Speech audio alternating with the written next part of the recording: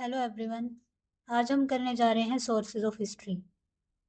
हम देखेंगे कि प्राइमरीली सोर्सेज को दो पार्ट्स में डिवाइड किया जाता है। The first one is archaeological sources and the second one is literary sources. Archaeological sources basically हैं क्या?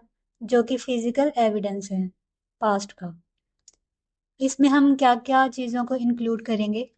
First one will be monuments.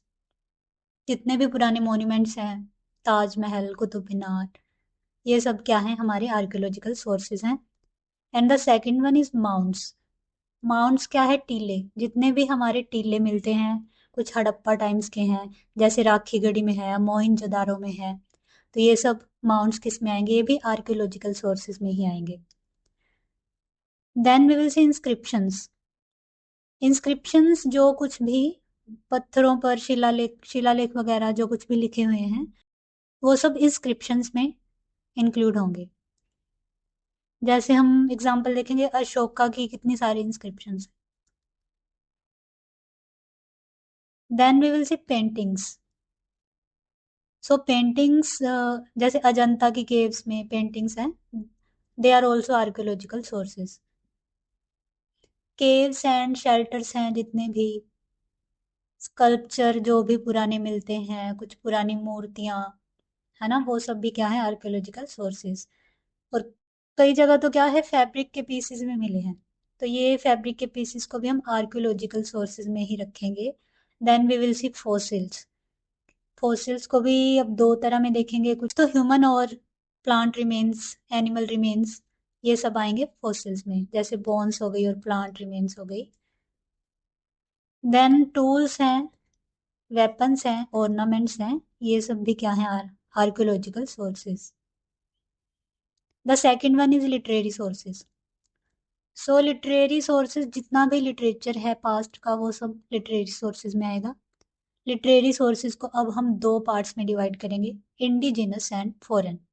Indigenous में आएंगे जो हमारे यहाँ का लिटरेचर है, एंड फॉरेन अकाउंट्स में आएगा जो भी विदेशियों ने आके हमारे ऊपर लिटरेचर लिखा, उसको हम रखेंगे फॉरेन लिटरेचर में।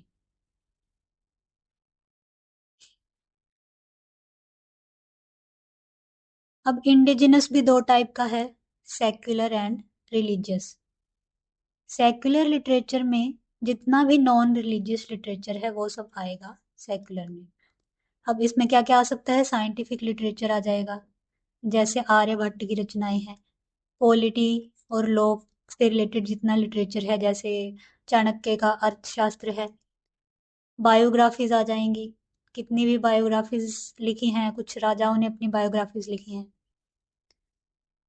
ये सब आ जाएगा ये सब आ जाएगा सेक्युलर लिटरेचर में।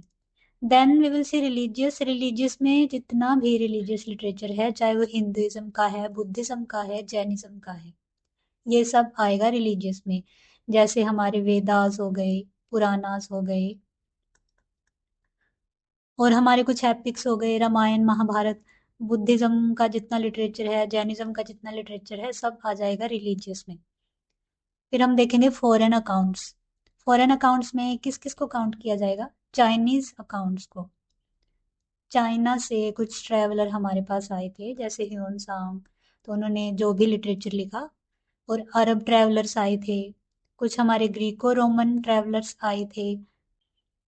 इसके अलावा भी सोर्सेज को दो पार्ट्स में और डिवाइड किया जाता है। They are primary sources and secondary sources. तो प्राइमरी सोर्सेज कौन कौन से होंगे? प्राइमरी सोर्सेज हैं जो भी हमारे स्टडी पीरियड के कंटेम्प्रेरी सोर्सेज हैं।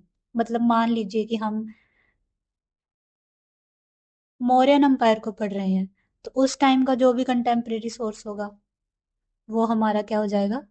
प्राइमरी सोर्स हो जाएगा, जो उसी समय पे लिखा गया है। इसको हम फर्स्ट हैंड अकाउंट भी बोलते हैं। देखिए एग्जाम्पल भी लिखा हुआ है, बाण भट्ट का जो हर्षचरित है। सेकेंडरी सोर्सेज में हम किसको इंक्लूड करेंगे? जो कुछ भी नॉन कंटेम्प्रेरी होगा, डेराइव्ड फ्रॉम प्राइमरी, जिसको प्राइमरी से पढ़कर दोबारा लिखा जाएगा, इसको हम सेकंड हैंड अकाउंट भी बोलेंगे। ओके। जैसे बर्नी की तारीख फिरोज शाही। अब बर्नी ने तारीख फिरोज शाही लिखी, जो कि बर्नी फिरोज शाह तुगलक के टाइम पीरियड में थे, उनके कंटेम्प्रेरी थे। तो जो फिरोज शाह वाला पार्ट हो गया वो तो प्राइमरी सोर्स हो गया, ओके। और जो भी उनसे पहले के राजाओं के बारे में उन्होंने लिखे है उसको हम रखेंगे सेकेंडरी सोर्स में। तो ये हमारे सोर्सेज का था ओवरव्यू। अब इनको हम पढ़ेंगे डिटेल में। अगली वीडियो में मिलेंगे डिटेल्ड सोर्सेज के साथ।